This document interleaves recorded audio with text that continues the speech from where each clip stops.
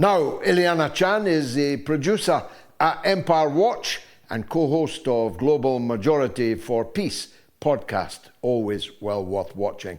Ileana, very welcome to your first but not last, I hope, appearance on the mother of all talk shows. It's very good to see you in person at last. I've been a follower of yours and watched you recently with Li Jinping and was very impressed. Let's start with Vietnam, if we can.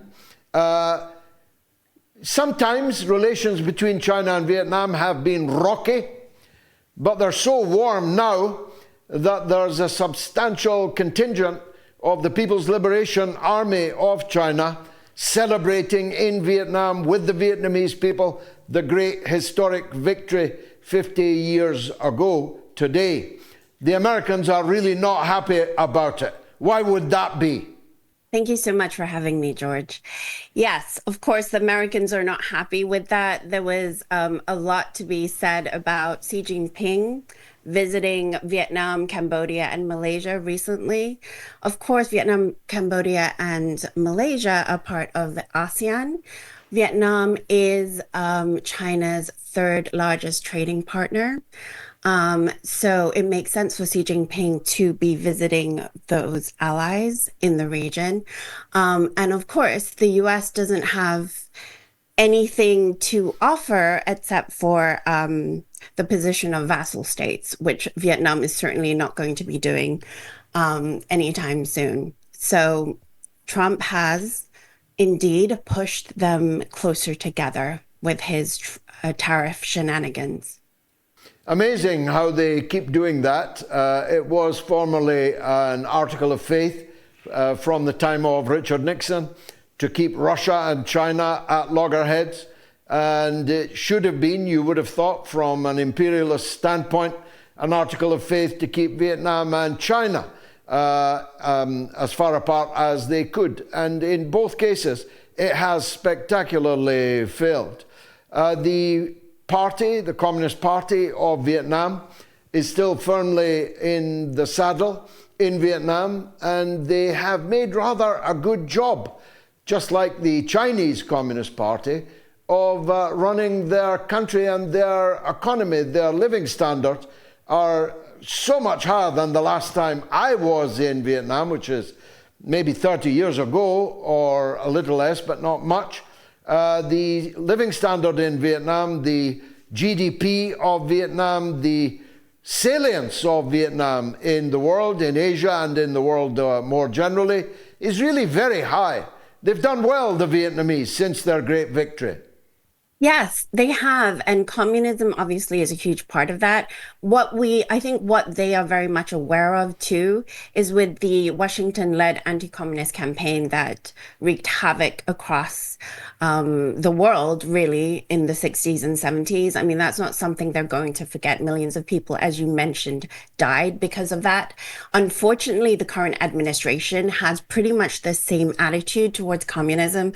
They have said in maybe in more words than I'm paraphrasing, basically, they would rather have death than communism. And certainly that is the way that they're approaching the South China Sea and the escalation towards China.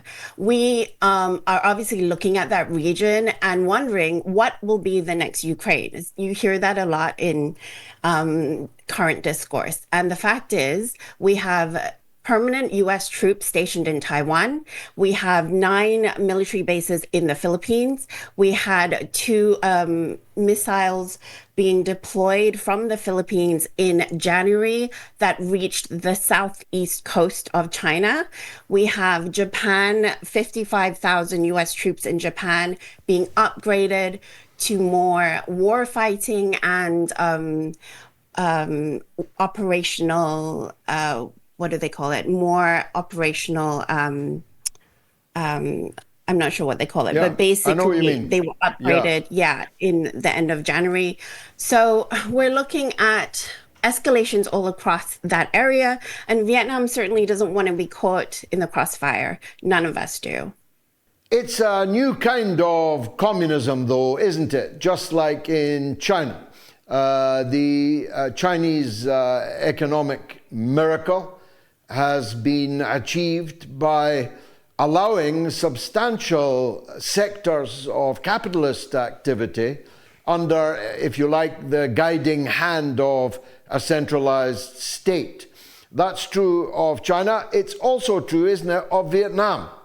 Yes, absolutely. I mean, with China, they're famously, officially, a socialist country with Chinese characteristics. I'm sure for Vietnam, it's a socialist country with Vietnamese characteristics. We are looking at, even though, yes, certain purists will accuse Vietnam or China as not being communist enough, but their whole ideology is about adapting to their people's needs, common prosperity for all in the case of China, the targeted poverty alleviation program, which was achieved at the end of 2020 and started in 2013, lifted the last 18 million people from absolute poverty. China is currently in the moderate prosperity for all phase. And by 2050, they want to be a modern socialist country, which includes democracy, it includes prosperity, it includes a beautiful country, which, we can interpret that as to mean environmentally beautiful, environmentally and climately conscious country and harmonious. That is their ultimate goal. So it is a different type well, of as a communism. famous Chinese, yeah, different type. A famous Chinese leader once said, "It doesn't matter if the cat is black or white. What matters is if it catches mice." And definitely, the Chinese and Vietnamese governments have caught a lot of mice. Now, you used a very intriguing phrase there. Where will be the next Ukraine? If I was predicting to you where it would be the Philippines. I spent some of the best years of my life campaigning against the huge presence of the US military in the Philippines, particularly the Clark Air Base and the Subic Naval Base. And finally, the Philippines people won that battle. And these bases were closed. Now they've been reopened. And as you say, many more bases are in the Philippines. What could that all be about? I mean, there's certainly speculation that Bong Bong Marcos Jr. Is definitely a US puppet for financial reasons, for political reasons. We can kind of assume that is so. Certainly his political opponent, Duterte, is facing quite serious charges. We can just speculate, but I think it's quite clear that he is a US puppet and he's being used in a way that's extremely dangerous for the Philippines. It's also isolating for the Philippines. He's talking about dropping out of ASEAN because the rest of Southeast Asia is not backing him up on this. And so, unfortunately, we're looking at just incredibly weak leadership that's self-destructive. So I think you might be right, unfortunately. Well, I sometimes am. Now, tell me this, Ileana. The tariffs that you mentioned seem to have turned into a bit of a boomerang for President Trump, don't they? I mean, I think the tariffs can be, the tariffs are ridiculous on the face of it already. The whole idea of it, Trump's reasons for putting tariffs on China were never really sound. The main idea being that he would bring back manufacturing in the US without investing in domestic manufacturing. To put the tariffs first is absolutely ridiculous. But also, I think it is absolutely preposterous to think that China was not prepared for this eventuality. Trump, after all, did put tariffs in his first term on certain machinery and electronics. He put in 25% tariffs for China. So China already knew that was coming. And he keeps talking about tariffs being the most beautiful word in the dictionary, etc. The tariffs obviously are a tax on the American consumer. not on China. China is not actually playing this game that Trump thinks he's playing.